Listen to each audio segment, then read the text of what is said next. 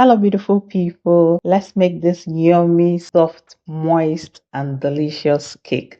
This is so good. We'll start by greasing our pan with butter. You can use oil. This is to help the cake to fall off easily after baking. And I added in a little flour, just a little, and we'll swirl it around the baking pan and set this aside. Here are the eggs we'll be using, and usually I'll break this in a separate plate before transferring it to another bowl. That will help you pick out any bad eggs and also help you take out the shells in case it falls in. And in my bowl, I brought in margarine. I also brought in sugar. You can either use your spatula or manual whisk if you do not have a hand whisk, but I'll be using hand whisk for mine. We'll start creaming this. Initially, this is still very yellow and can scatter easily. From time to time, I'll clean the sides of the bowl and we'll keep mixing this. With time, you observe that it has increased in volume and has a lighter shade of yellow. That's to tell you that it's ready. And I'll start bringing in the eggs one after the other. I'll bring in one, mix it together, mix this till everything is nice and fluffy. Remember to be cleaning the sides of the bowl so that everything comes in together. And when I added the last egg, I also brought in vanilla essence. You can use any flavoring of your choice. And we'll also mix this in. Remember to clean the sides of your bowl from time to time. And in another bowl, I brought in flour,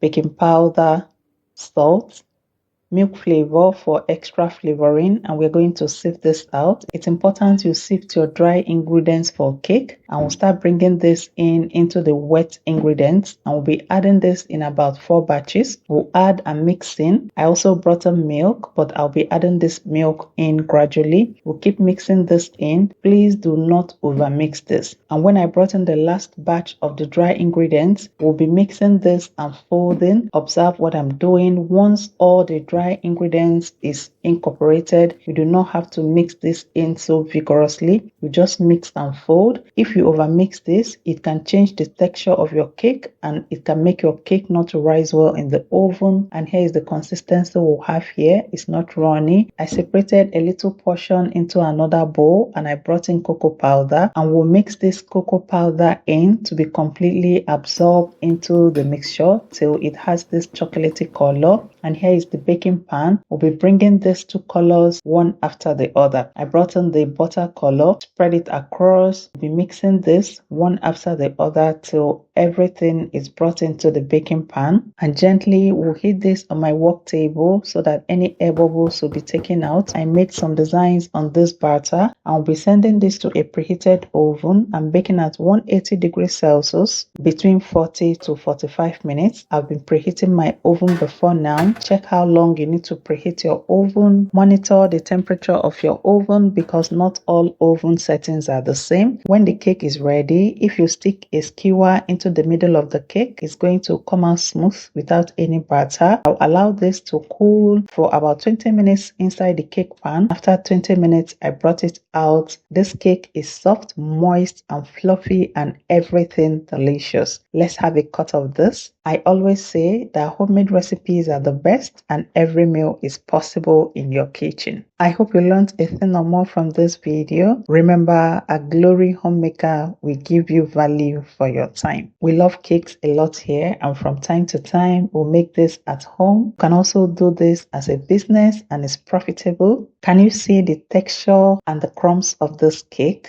It's so good. Thank you for watching and see you in my next video.